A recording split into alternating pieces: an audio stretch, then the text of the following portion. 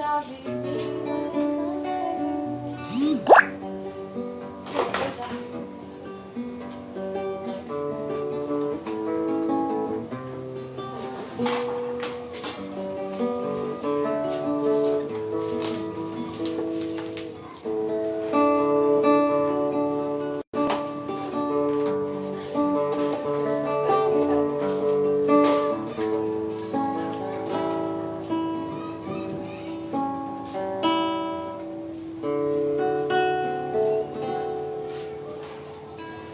Vamos seguindo aqui, essa noite linda.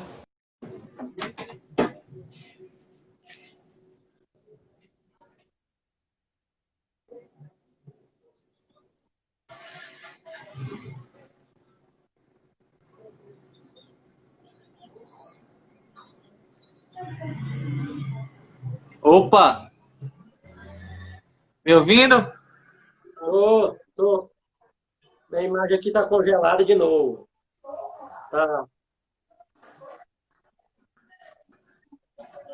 Tá. Tá me ouvindo e me Tô vendo ou só ouvindo. ouvindo? Você eu estou ouvindo, é que a minha imagem aqui está congelada. Pra mim tá ok. Pra sua imagem, pra mim que tá ok. Pois é. Aí, ó, Aperta congelada. nesse X, se desligar Deixa ele eu chama de pegar novo. aqui. Deixa eu tentar aqui, ver se a imagem fica boa. Aí, ó, saiu.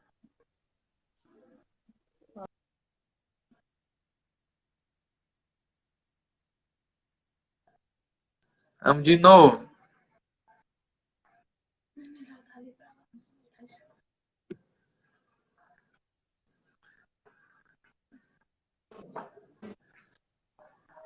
E aí, melhorou? Não, a minha aqui continua. Tá, tudo bem. Para você tá bom aí? Deixa eu perguntar pra... Todo mundo tá chegando a imagem e som do professor?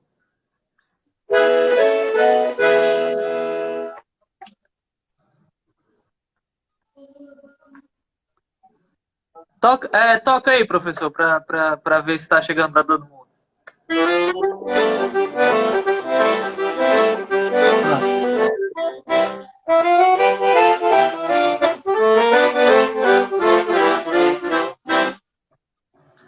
Então, tá perfeito. Tá chegando aqui pra mim, tá chegando pras pessoas que estão assistindo. Tá certo. Tá bom. Ah, Porque é o seguinte, ó. Como eu não estou tá, lhe vendo, eu não sei como é que eu estou enquadrado. Tá bom aí?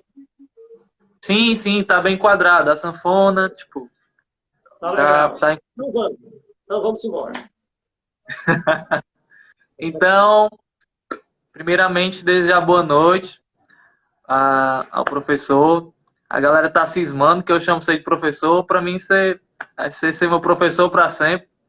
E agradecer você estar aqui conosco nesse projeto aí que a gente iniciou de estar trazendo amigos, pessoas que a gente admira, para a gente estar fazendo esse momento, essa vivência, né? Para que a gente possa rememorar depois que tudo isso passar. E também da gente sempre estar fazendo música, né? Sempre estar afirmando o que a gente gosta de fazer, né? Então, para mim, é uma imensa honra estar com o professor aqui, revendo você depois de muito tempo também. E, e boa noite. Tá, boa noite. Obrigado pelo convite. Obrigado às pessoas também que estão entrando para assistir. Seja todo mundo bem-vindo, né? Estamos dentro de casa, né?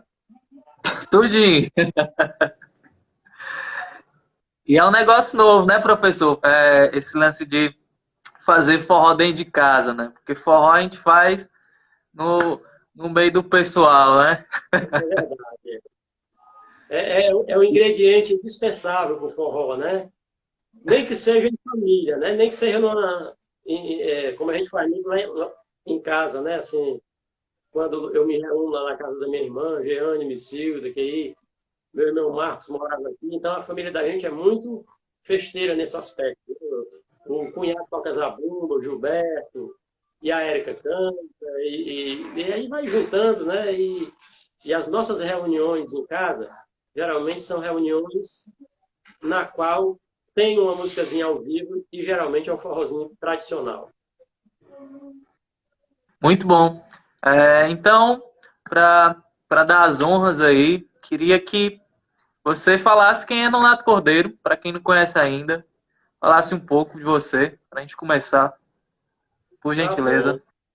bom. É, hoje, né, eu sou, desde 91 que eu sou professor do IFCE, mas comecei com o instrumento por influência do meu pai, José Ribamar Cordeiro, que era caminhoneiro, assim também como o pai da Lourdinha, que você conhece, que também é caminhoneiro, toca Sim. sanfona, né? Então, o pai, ele, quando chegava de noite, ele pegava a sanfoninha dele para tocar, e aquilo ali para ele era um momento de grande ludicidade para ele, né? Ele não chegava a tocar bem, porque até ele não praticava, né? Não praticava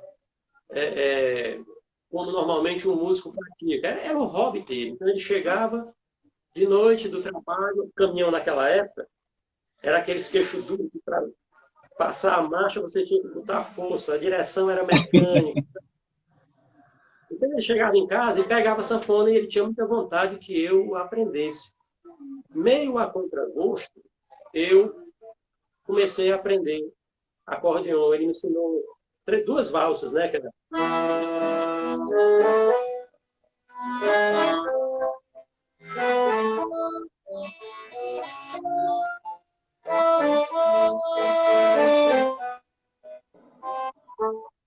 Essa e outra. Eu aprendi essas valsas. Eu queria que ele me desse um violão, né? Mas aí ele não, terminou não comprando o violão. E eu peguei essas duas valsas e passei um certo tempo sem despertar um interesse pelo instrumento, né? Entretanto, com o passar dos anos, acho que eu tinha o quê? Talvez... isso já se perdeu na minha memória, sabe? O Rabiot é que fala desse negócio da memória, né? Que Sim, a gente sim. vai perdendo, né? E não sabe, eu não sei se foi com 10 anos, eu sei que foi antes da minha mãe morrer, né? Minha mãe faleceu em 77, né? Então eu tinha 14 anos, eu já tocava. Então deve ter sido por aí 10 anos, 9, não sei. Mas aí depois eu comecei a sentir a vontade de, sem ele me pedir para pegar na sanfona, ele sempre deixou a sanfona à minha disposição. Então eu abria e tocava durante o dia. Eu tinha aquela vontade de pegar, né? Aquele vermezinho, como diz o linguajar popular, né? O verme, né? Trivião, trivião. Pois é, só que eu tocava valsa. E eu tinha vontade de pegar baião. Eu não sabia como é que tocava o baião, né? Baião. E aí depois, vendo outros... Naquela época era muito mais difícil do que hoje, né? Hoje em dia, a tecnologia permite aos jovens, né? Da sua geração e de gerações até anteriores, né? Esse contato com vídeos de sanfoneiros tocando. Eu estava assistindo a primeira live, a da menina, como é o nome dela? Francine, Pronto, ela falando que aprendeu na sozinha, né? internet. E Tem, é.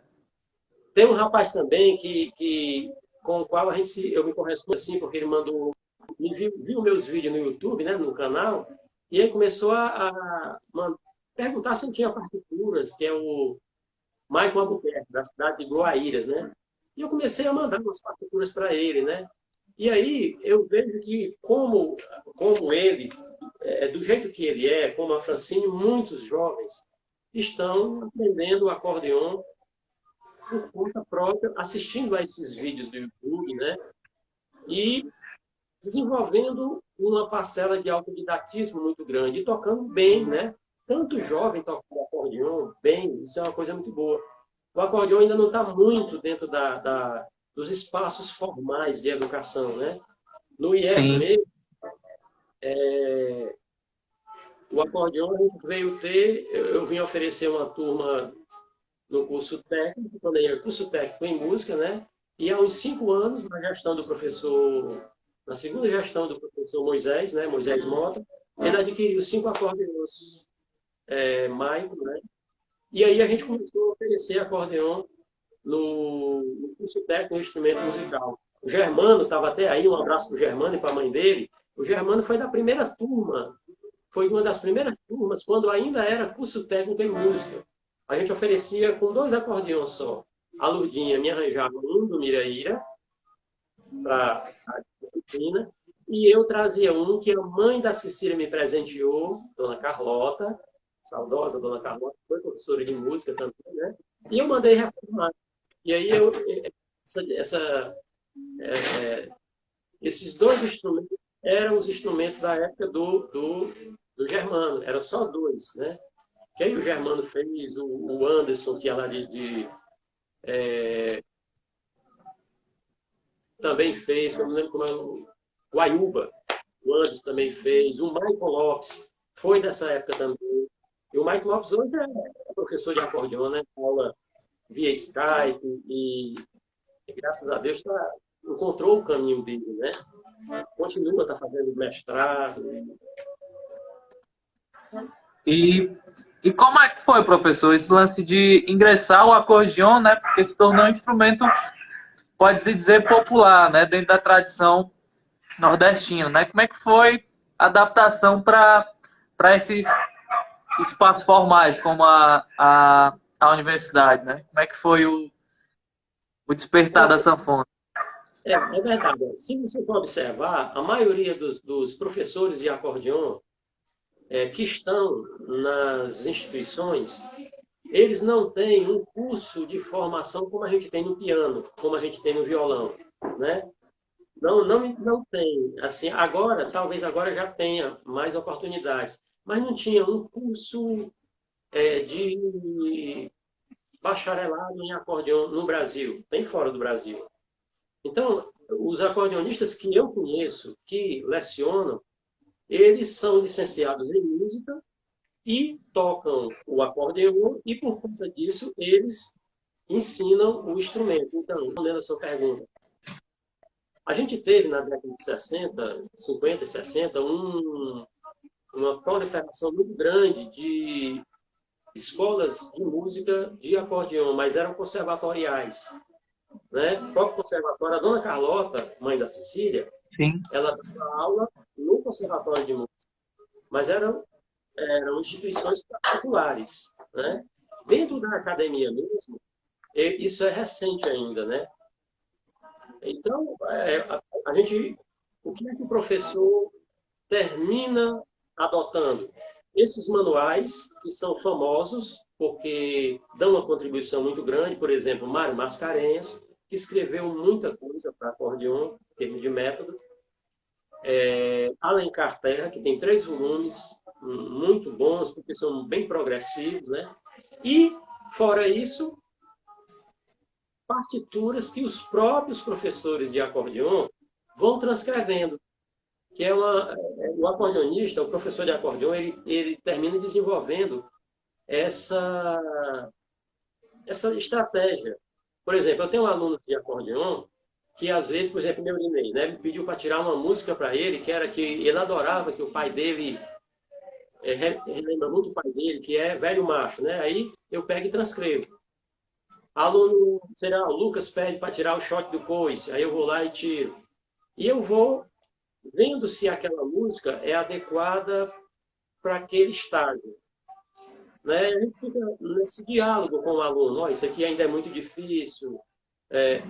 E a gente sabe, todo professor sabe disso, né? O quanto ele aprende com os alunos. Porque isso é o processo de ensino-aprendizagem, ele é uma via de mão dupla.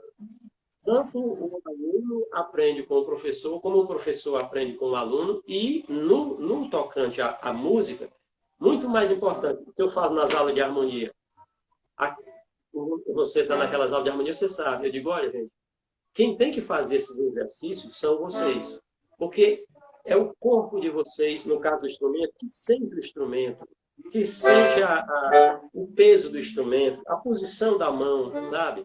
A gente fala muito de coordenação motora, mas é muito mais amplo do que coordenação motora. Além de coordenação motora, propriocepção, porque você tem que saber onde é que as suas partes, onde é que os membros, né, do seu corpo estão situados. Aqui, quando eu toco essa sanfona, ela está no meu ombro, o meu braço e antebraço tem que ter uma certa curvatura. À medida que eu vou tocando, eu vou sentindo o peso do instrumento, e, quer dizer, é muito complexo. Então, o aluno de instrumento, ele tem que praticar. Né? Se ele não praticar, não tem como ele aprender. É o corpo, é o conjunto corpo-mente que vai aprender. Né? É pode-se dizer que é uma extensão, né, do nosso corpo, o instrumento, né, professor? Você falou bem, você falou bem. É uma extensão do nosso corpo, né? E com a coordenação motora fina, né? Porque, por exemplo, os movimentos que a gente faz quando de um dançarino, eles são movimentos mais amplos, né? Os nossos movimentos, está aqui, ó. E aqui está um movimento, bastante movimento, mas de coordenação motora fina. Porque o fino não quer dizer que é mais refinado do que o outro, não. É porque o extenso, essa coordenação motora mais ampla e a coordenação motora fina é essa em que você mexe poucos, pequenos movimentos musculares, dedos, sabe? Nesse sentido, né? A posição aqui que a gente mexe é pequena, né? O espaço aqui é pequeno. O lance do detalhe, né? Tipo, a música é muito presente, o lance do detalhe, porque vai mexer muito com tanto a coordenação mecânica, né? Tipo, com a mente ali. Então, isso requer mesmo um exercício diário, né? Algo... Existe muito o lance da intuição, né? Mas a intuição sem o racional, acho que não funciona às vezes. Mas te perguntar, professor. Eu diria que é as duas coisas, viu? A parte intelectual também é importante. É interessante você ser capaz de lembrar as notas da música sem estar de posse do instrumento. Porque com o tempo a gente adquire uma memória que é a memória automática. Então, muitas vezes você toca uma música já, por exemplo, no PIF. Deve acontecer isso com você. Você já toca uma música no PIF. Então, aquela música está internalizada.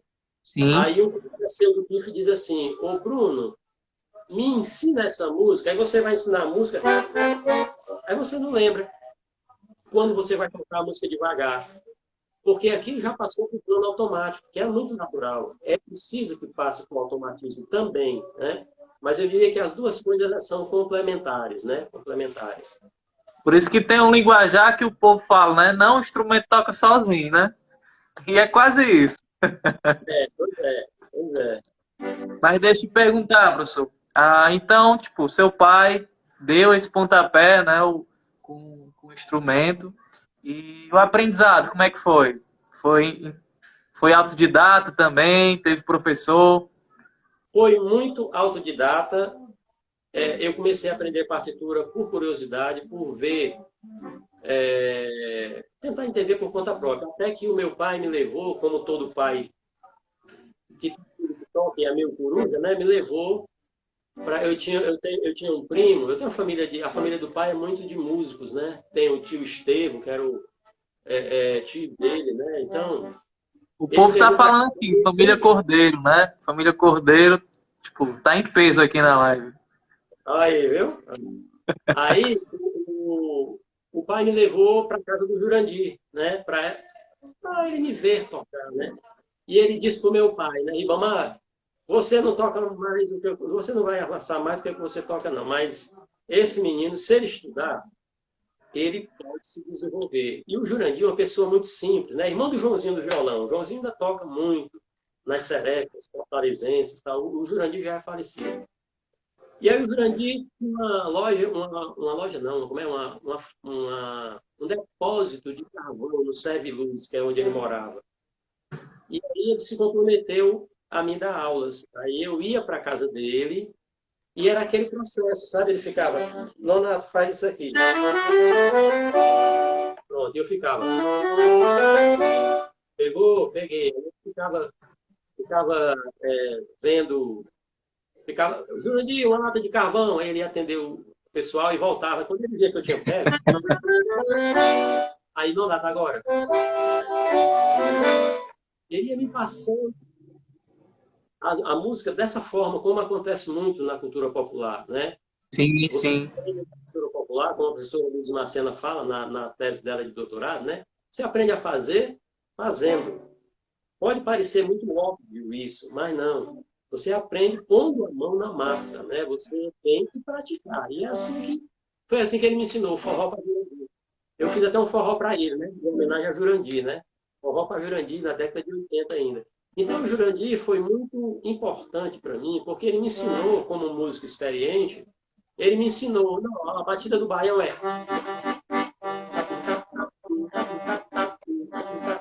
O shot é... O choro, né? Então, o Jurandir foi me ensinando isso, e o grande desafio para quem vai estudar acordeon, ó, o meu tio também está aí, abraço, Elisiário. Família grande, você está vendo, né? Grande desafio para o estudante de acordeon, Bruno, é coordenar essas duas coisas, sabe? Porque, olha, eu falei do ritmo do baião, né? Sim. Eu tenho que automatizar isso aqui, ó, para eu poder entrar com a mão direita. Então, eu tenho que automatizar isso aqui.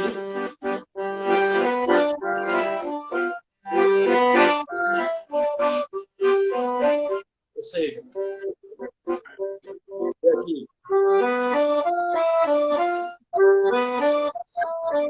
Então, esse é o grande desafio para este instrumento aqui. Fora outro desafio, que foi muito interessante, o Carlinhos. Antes o Carlinhos é meu amigo desde década de... Quando eu entrei no curso de rádio, era um ano antes, né? No curso de música da UES, né? Sim. E a gente deu aula numa escola de uma colega da gente, música e arte, da Laurice. E aí eu fui dar aula de acordeão para ele e ele ia me ensinar, eu não lembro se era violão ou se era... Né? E aí o Carlinhos fazia bem direitinho aqui. E aqui também.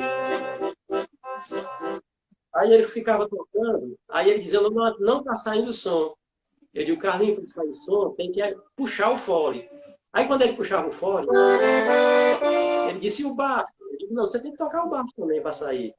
Ele disse, ou seja, essa coordenação, a mesma coisa que o Edson Távora falou para mim, o professor Edson Távora, né? Ele disse, Renato, o difícil para o professor Edson Távora é do teclado, grande pianista, né? Sim. Ele tocava muito também, que era o Edson Távora, o pai, né? Ele disse, Renato, o difícil do acordeão não é nem aqui, se referindo ao teclado, nem aqui. É aqui. É o fole. Na visão dele, né? Quer dizer, interessante a gente ver esses pontos de vistas, né, das pessoas com relação ao aprendizado, né? Porque a gente já, como professor, a gente já fica mais atento. Peraí, o baixo, as pessoas vão sentir dificuldade de coordenar, né? As três coisas, né? Teclado, baixo, o baixo em si já tem uma coordenação, porque são dois, né? Por aí vai. Ah, e uma coisa interessante também, já perguntando disso aí, que você perguntou, eu entrei para o Grupo Carcará. O Grupo Carcará foi muito importante para o meu desenvolvimento musical, porque era um grupo de jovens, isso foi década de 70, foi antes até de eu entrar para o curso de música. E no Grupo Carcará, era um grupo de música autoral, e eu não sabia acompanhar nada, acordes. Não sabia acompanhar nada, eu sabia só solar. Sim. Tudo era vocal. Então os meninos passavam para mim, Renato, sol é sol, si, ré. Então eles passavam uma música comigo, você precisa conhecer uma terra boa, você precisa conhecer o Mochotó, para ver o caba entrar numa temporada e derrubar todo montado, pega a cobra e dá um nó. No outro ensaio, eu não lembrava mais da harmonia, né?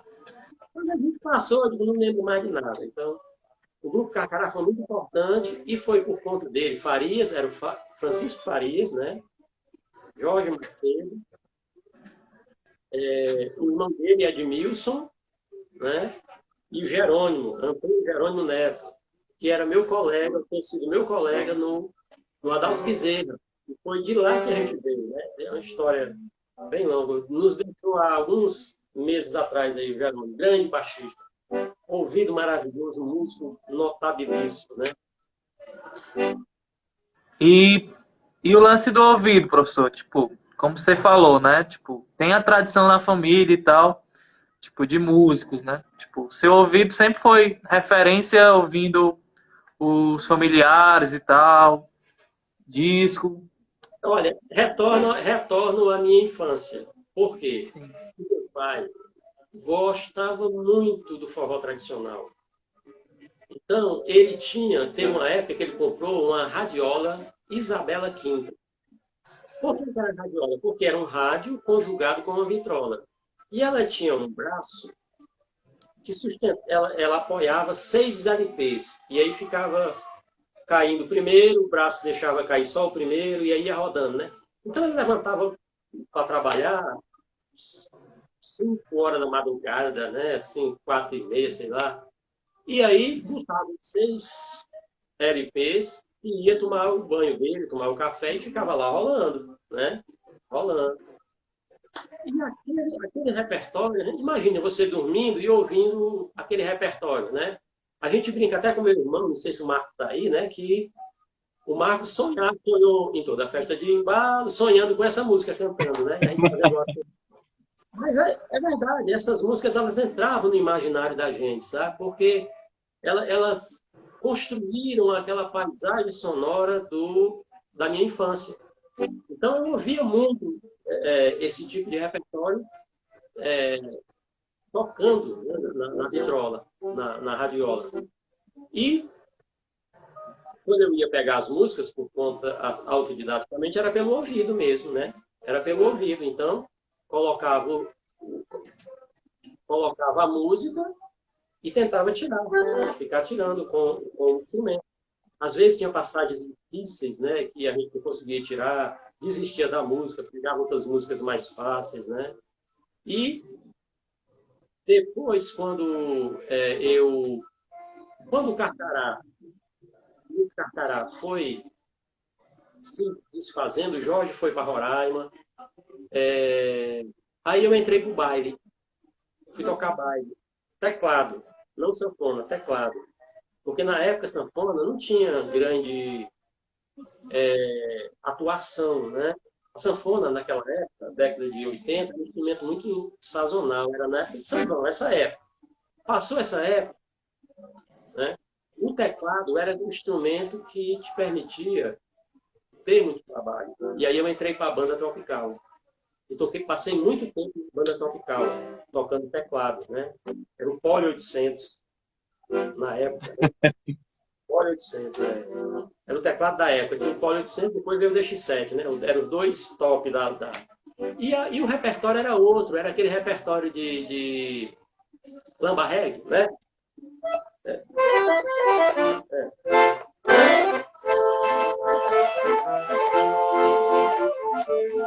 Era isso aí. É esse tipo de repertório, né? Não era esse repertório do Gonzaga, que eu gostava tanto, e do Noca, Era um repertório que a gente ouvia muito pouco, né? Muito pouco mesmo. Tinha uns programas, por exemplo, Guajará no Varandão,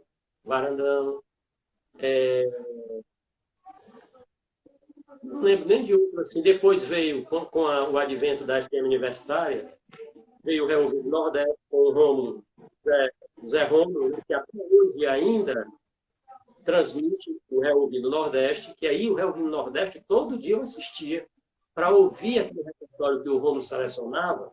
Não sei se você conhece o Reouvido Nordeste. É na FM Sim, Universitária. sim.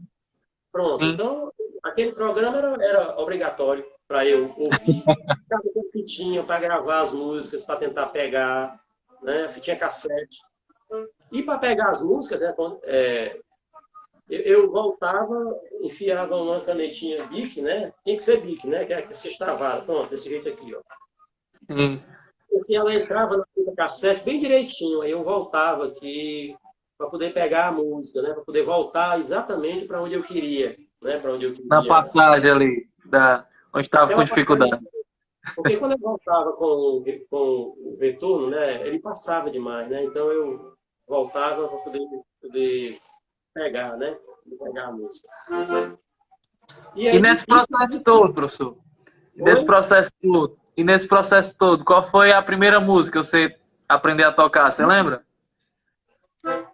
Bom, teve essas duas que eu lhe falei, né? Que era essa valsa. Sim, as valsas. Primeiro forró. Bom, e forró, Eu acho que todo sanfoneiro, né, aprende a tocar com asa branca. Por quê? Porque são 5 notas. Então, eu já tenho aqui o pentacorde sobre meus dedos, né?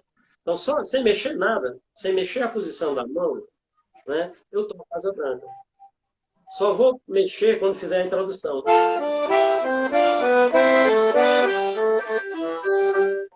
Agora, o difícil é fazer essa coordenação.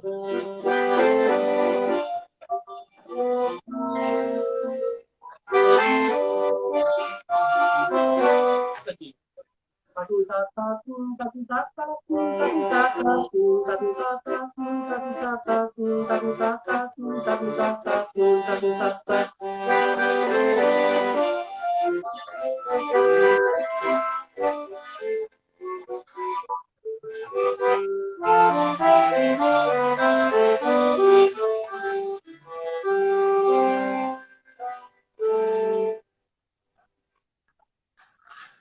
Eu Essa foi a particularmente, primeira. sim, sim.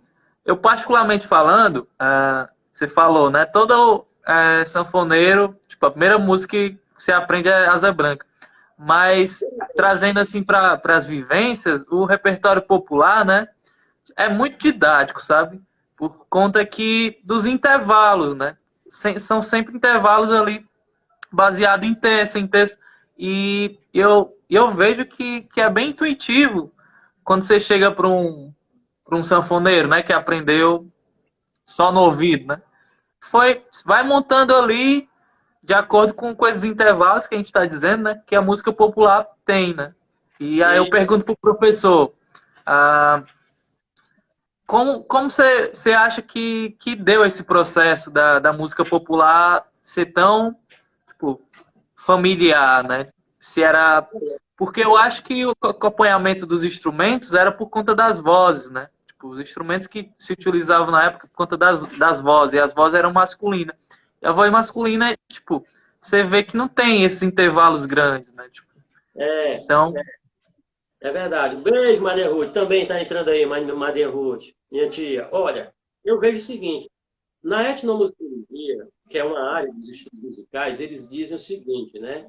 Que em todas as culturas tem alguma produção musical que seja comparado ao que na nossa cultura ocidental a gente chama de música.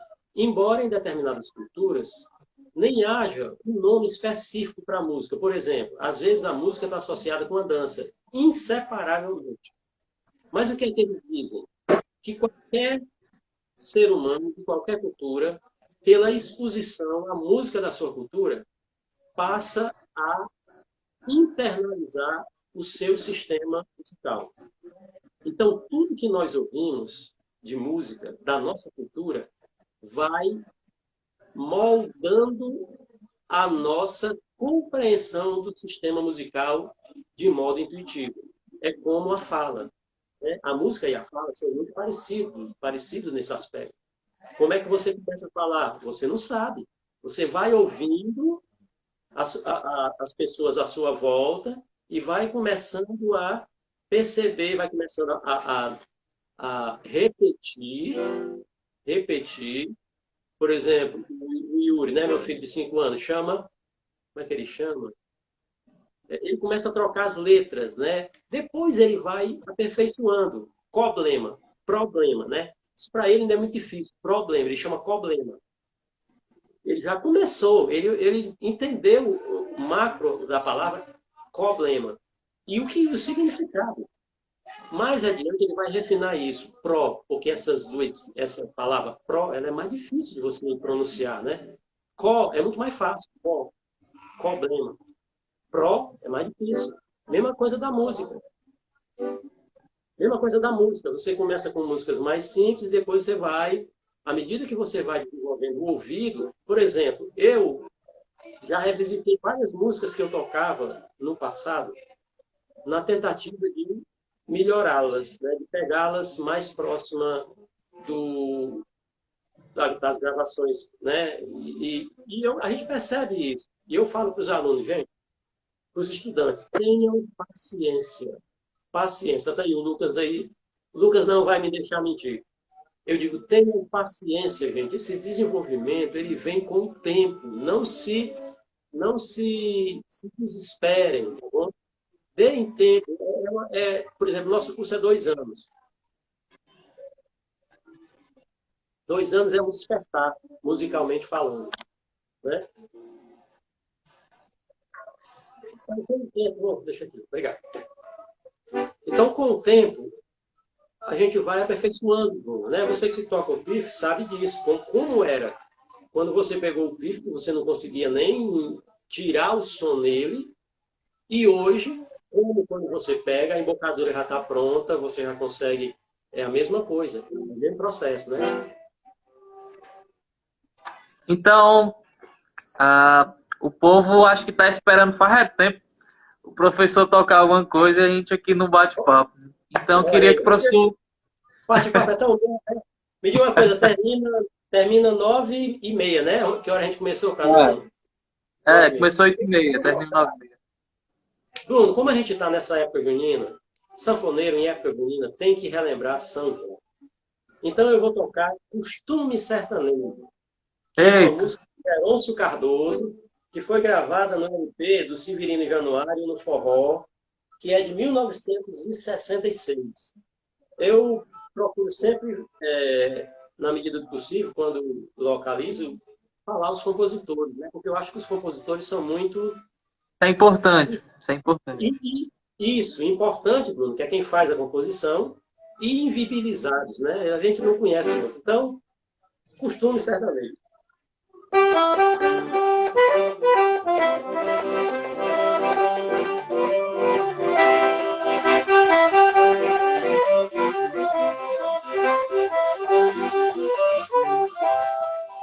Eu gosto de festa na roça, só por não precisar de dinheiro. É só controlar as cabrochas e arranjar um sanfoneiro. Eu gosto de festa na roça, só por não precisar de dinheiro. É só controlar as cabrochas e arranjar um sanfoneiro que toca assim.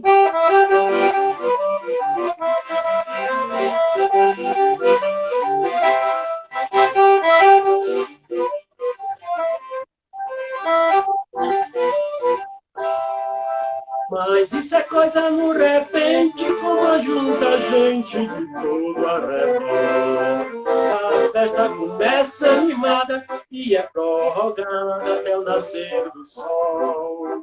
Mas isso é coisa no repente, vixe, como ajunta gente de todo arredor. A festa começa animada e é prorrogada até o nascer do sol.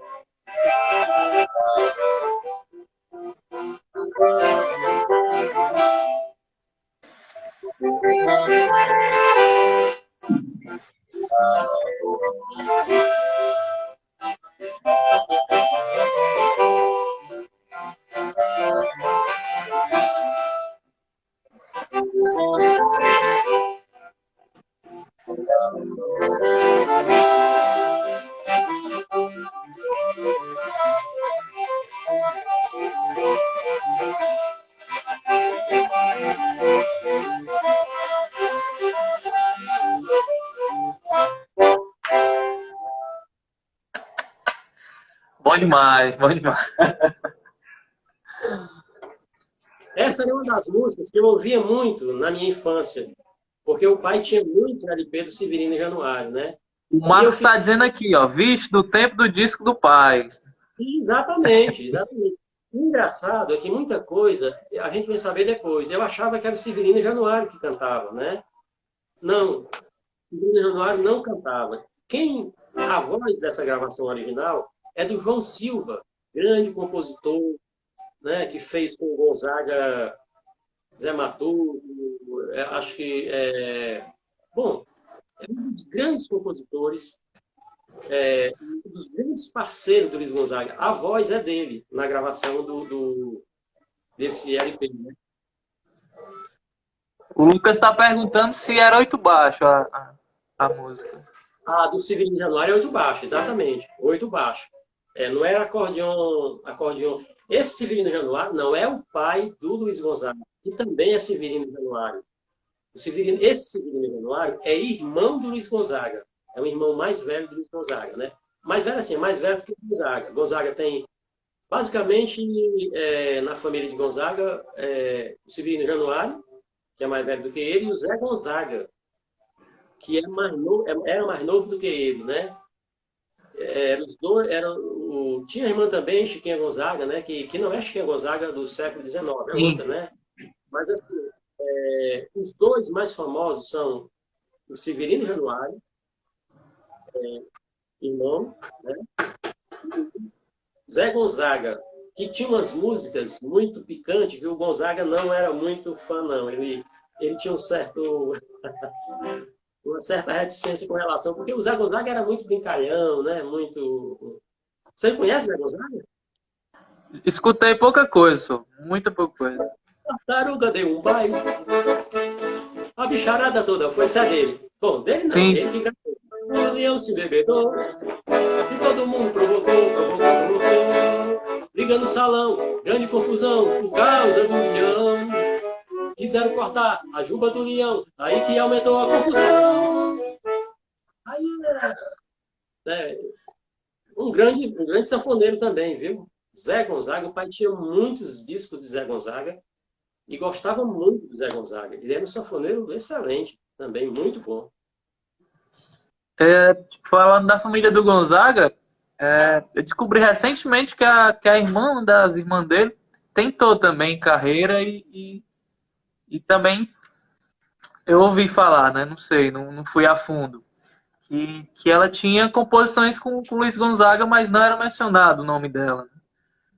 Tipo, Mas não você acha que é Gonzaga não, né? não lembro, tipo, eu vi isso numa live de uma violinista, estava falando das referências femininas dentro do forró, né? Que por muitas das vezes não era lembrada, né? Verdade, verdade. Ele citou o caso da irmã. É verdade, é assim, nesse caso, né? Porque no forró tradicional, a gente tem grandes nomes femininos, Marinês, né? Que aí, Anastácia, que fez e a Anastácia tá em plena atividade, agora, esse ano foi Sim. comemorado os 80 anos dela, né? E Elba Ramalho, né? São nomes femininos dentro do forró tradicional.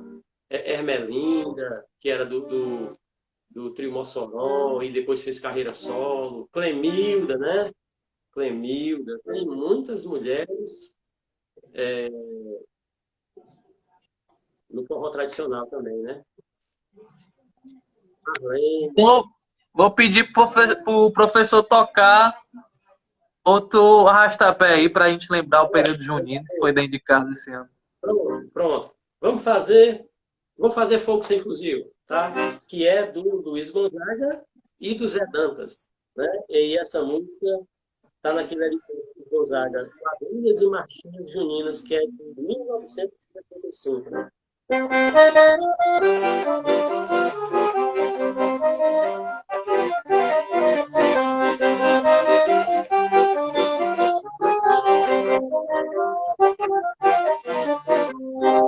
Eu esse ano vou me embora pro sertão pra dançar pelo São João, farriar com Marinho, ver os velhotes atirar de granadeiro e a moçada no terreiro tira fogo sem fuzil. Eu esse ano vou me embora pro sertão pra dançar pelo São João, farriar com Marinho, ver os velhotes atirar de granadeiro e a moçada no terreiro tira fogo sem fuzil. E a brincar de olé, pamonha e café sempre na mesa. E as moreninhas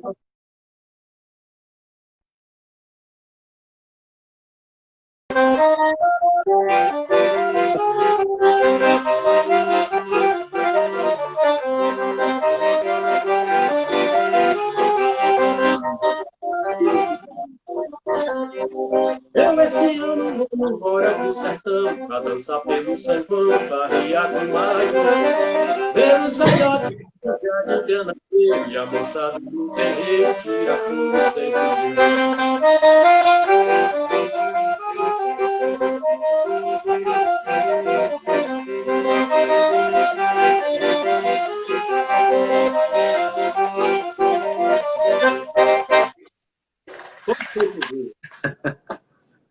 Bom demais. E o professor falou que nesse período, né, antes de se tornar educador, também eu vou perguntar como é que foi esse processo. Você chegou a tocar em banda baile, mas como sanfoneiro, fazer forró por aí. E como era o É, São João para você? certo. Como eu falei para você, eu entrei no baile tocando teclado, né? E, por exemplo, na banda tropical, eu não tocava sanfona na banda tropical. Quando era na época do São João, o François, que era o dono da banda tropical, ele contratava um sanfoneiro. Então eu ficava no teclado, né? E aí o sanfoneiro ele era contratado para se somar à banda, né? E aí eu vim em baile mesmo assim, eu vim tocar acordeon mais ou menos final de 90, quando o Guilhermino Benevides, né, me convidou para fazer um show com um grupo de dança, que era o grupo Acaiaca, né? E aí eu fui fazer esse show, era tocando sanfona, né? E aí o Guilhermino me chamou para participar do grupo e eu disse que não podia porque eu já estava no IF, né? E lá tem um grupo Miraíra, né? Que era GPTEC. E aí eu falei para ele que não dava porque se o grupo tivesse apresentação eu podia ir para a festa, né? E eu sempre fui muito nos conjuntos de baile que eu toquei. Geralmente eu demorei muito porque não que eu fosse um músico excepcional, mas é porque às vezes no conjunto é muito mais preferível você ter um músico responsável do que ter um grande músico que não tem compromisso, porque deixa todo mundo na mão, né? E aí, Exatamente.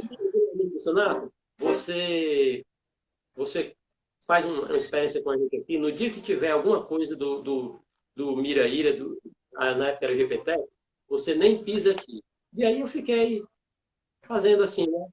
Tocando. Aí lá foi acordeon e teclado, os dois, né? Ficava tocando, porque lá também era. A caiaca era muito grande, também não tinha festa todo final de semana, né? E aí lá eu tocava sanfona, mas eu falo sempre para os estudantes o quanto o baile ensina para a gente, sabe? Porque o baile ensinou muito, devo muito ao baile. Foi durante o baile que eu sustentei a minha faculdade, fiz todo o meu curso de música da UES, fiz o meu, consegui me sustentar, né? Foi com o baile, né? À noite passei pouco tempo na noite, foi mais baile mesmo e fazendo show com os artistas da Terra, na época, chamava Artista da Terra, não sei como é que chama hoje o movimento atual, né? Que era Gilson Pinheiro, César Barreto, né? Tem muito com César, com o Gilson, com o Eugênio Leandro. Mas eu diria que o maior tempo de atividade musical minha foi realmente no baile. E tocando teclado, não acorde. Inclusive o Miraí, na época era VPTEC, a primeira apresentação que eu fiz foi como sanfoneiro freelance. Aí foi que a Lurdinha me falou que estavam ia sair o edital. Aí ela perguntou se eu tocava teclado. Eu toco. Ela perguntou, mas tu não tem um curso de música da UES? Tu é licenciado? Eu digo, sou licenciado em música, né? Então, aí, quando o concurso surgiu, eu me inscrevi, né? Foi por eu ter ido tocar como músico freelance, né? Que aí aí estudei, né? E foi pouco tempo também, estava assim em cima, né? E aí, na época, não tinha muitas pessoas com esse perfil, né? De tocar acordeon, tocar teclado e ter o curso de música, ser licenciado em música. Eu lembro que na época foram só 5 concorrentes, né? Para 91, isso 91. E aí, por isso que eu falo muito para os alunos, eu falo para eles, eu digo, gente, porque hoje em dia, sabe, eu acho que a vida, o mundo hoje, ele caminhou assim para uma busca muito competitiva, né? Sabe? O nosso capitalismo, assim, as pessoas às vezes têm aquela ansiedade, é muito natural do nosso tempo, ainda mais agora, nesse período de pandemia, né? E aí eu falo muito para os estudantes, né? Eu digo, gente, olha, façam o que depende de vocês. Se nesse momento, o que você pode fazer é tocar o seu instrumento, tocar o seu acordeon, tocar a sua flauta, estudar a harmonia. Estude, porque você não sabe o futuro, o que é que vai reservar para você. De repente, você está estudando aqui, você pega uma disciplina para dar harmonia, ou para dar solfejo, ou para dar teoria musical.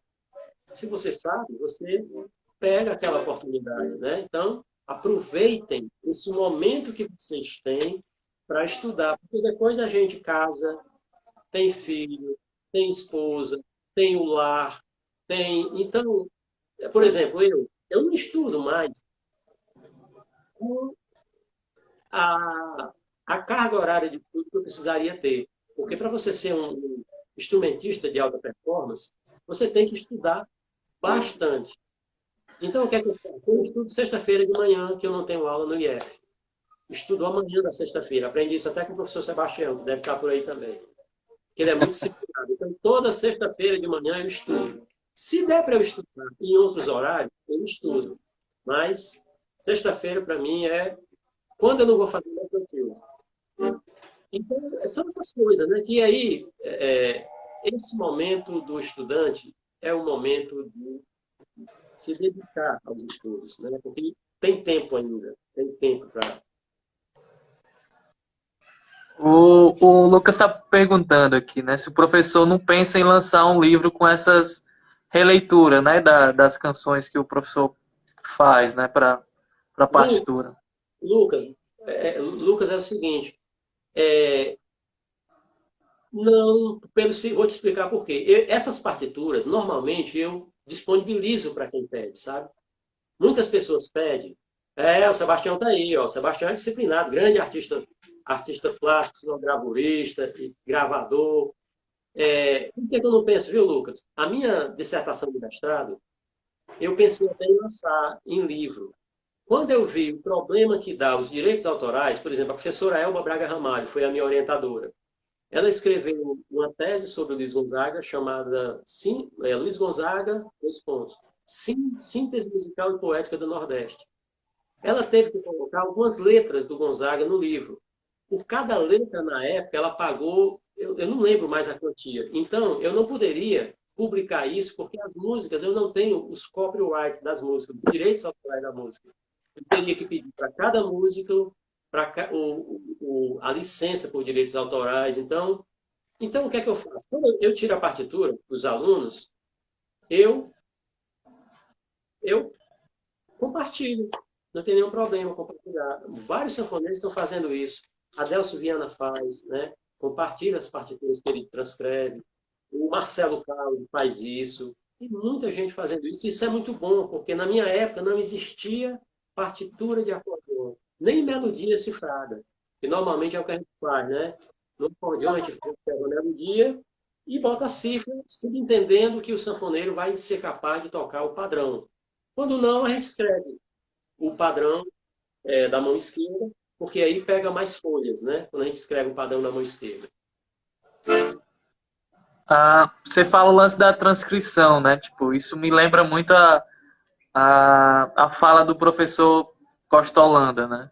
Sim. Que ele falava que na época era transcrição mesmo aqui na mãozinha, né? E tal. E ele ganhava dinheiro com isso, né? Ele transcrevia as músicas das bandas, né? E tal. E olha que o arranjo de banda são cada música 30 folhas, 40 páginas, né? Tudo assim, né? Quando eu chegava na sala dos professores, era comum ver o Costinha escrevendo as... Então eu pedi por... Não cortar? Como? Tem quanto tempo ainda para a gente não cortar? Temos 6 minutos. Aí eu pedi para tocar mais uma. Pronto. Nós. Pronto. Eu vou tocar também, né, de São João. Tocar Esquenta Moreninha, que é do Assisão, né? Que foi gravada pelo Trio Nordestino.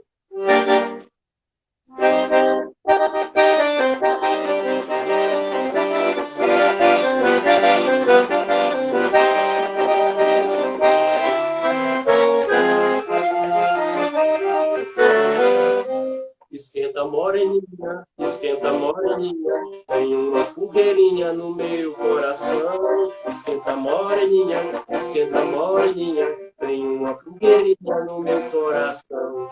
Vamos a um botiquinho, coisa assim fica melhor. Tomar umas de outra e cair dentro do forró. Curtir uma ressaca do sacode da segunda. Contar com os beijinhos no cantinho atrás do muro.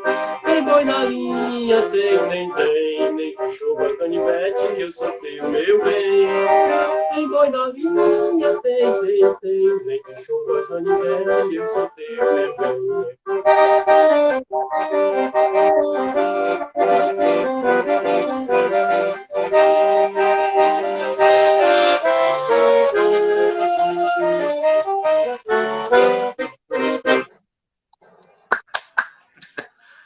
Muito bom.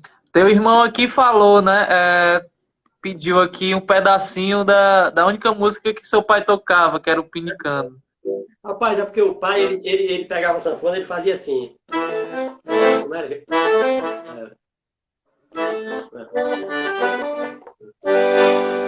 Era menor que ele fazia. Ele chamava de pinicado. Pai, que música é essa? Ele disse, é pinicado.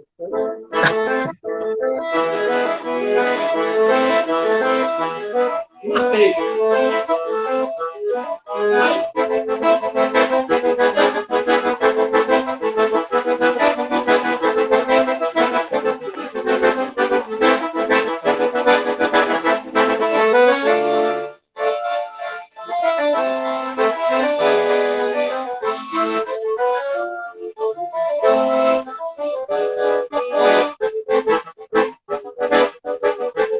Ou seja, esse folheadozinho que geralmente os sanfoneiros fazem, né? Aí eu acho que ele criou, né? Ele criou, fazendo esses arranjos, ele chamava de pinicado, né? Pinicado. Muito bom. Por mim aqui eu passava, estendia do horário, mas o combinado foi esse, mas já uma próxima oportunidade, eu queria ver que o professor tem o lance do forró como objeto de estudo também, né, de pesquisa. O E mestrado foi. para a gente conversar e apreciar, né, tipo, como você já fez nas aulas de harmonia e também no evento que a gente fez da disciplina de projeto. Pegar o primeiro forró gravado, né, e montar uma cronologia dele. Então, Ótimo. depois queria fazer um momento assim. Tá bom. Seria muito bom. Mas a gente já está perto do fim aqui, infelizmente, e eu queria finalizar a minha fala agradecendo a você, que, como eu falei no começo, sempre vai continuar sendo meu professor, porque eu aprendo sempre com a sua fala, e as aulas de harmonia é para minha vida toda, e também, quando tudo voltar ao normal, espero revisitar a casa, rever os professores, amigos, e agradecer por você ter aceitado o convite e estar conosco aqui, fazendo esse momento, e todo mundo que assistiu também. Então, muito obrigado, sempre é uma honra estar aprendendo com você, até no formato de online, viu? Agradecido demais. Eu queria que você terminasse com música e... Obrigado, Bruno. Obrigado, estou à disposição. Obrigado também a todas as pessoas que tiraram um pouco do seu tempo, né, para assistir a esse nosso encontro, né? E aí eu posso terminar com música, porque aí vai fechando, né? A gente já se despediu do público, né? Então eu vou fazer um shotzinho, tamborete de forró. Pronto. Bom. E aí eu brincava, quando a gente não tinha filho ainda, eu e a minha esposa, com essa música, né? Todo mundo querendo cobrando filho, né? Aí eu brincava com ela, né? A música é do Getúlio Reis.